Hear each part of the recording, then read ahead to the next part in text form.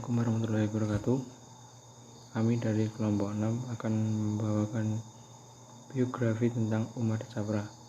Umar Chapra lahir di Pakistan pada 1 Februari 1933. Dia meneruskan pendidikan strata 1 dan magister di Karachi, Pakistan.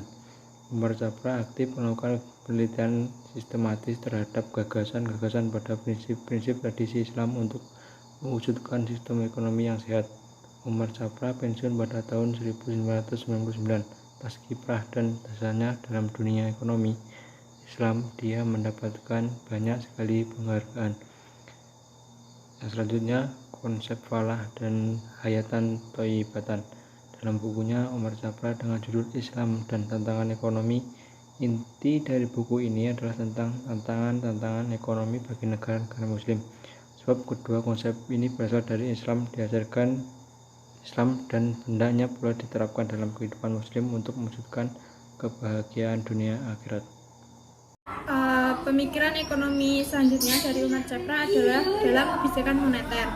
Umar Chapra itu mengajukan beberapa mekanisme tentang kebijakan moneter. Yang pertama, target pertumbuhan M dan MO.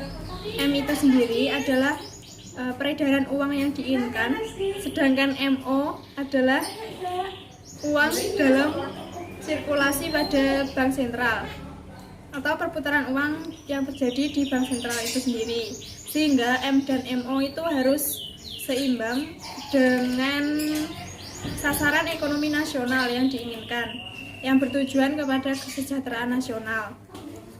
Mekanisme yang kedua yaitu saham publik terhadap deposito unjuk atau uang giral.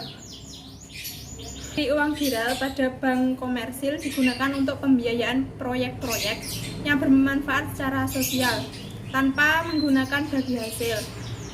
Yang ketiga yaitu cadangan wajib resmi. Jadi bank-bank komersil itu diwajibkan untuk mengambil sebagian dari deposito dari nasabah dan disimpan di bank sentral sebagai cadangan resmi. Yang keempat adalah pembatasan kredit. Pembatasan ini bertujuan untuk menjamin penciptaan kredit total yang bertujuan agar terciptanya konsisten terhadap target moneter. Kebijakan moneter selanjutnya yaitu alokasi kredit yang berorientasi pada nilai. Jadi alokasi ini harus menimbulkan produksi dan distribusi yang optimal bagi kebutuhan masyarakat.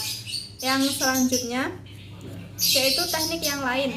Maksudnya di sini adalah Umar Chapra itu menekankan bahwa pentingnya moral serta juga pentingnya hubungan baik antara bank sentral dan juga bank komersial agar perekonomian nasional itu berjalan dengan baik.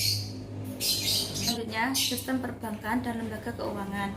Nah, di sini Chapra itu menyatakan bahwa dalam suatu sistem keuangan Islam, adanya bank syariah sebagai instrumen pendukung itu merupakan suatu keniscayaan.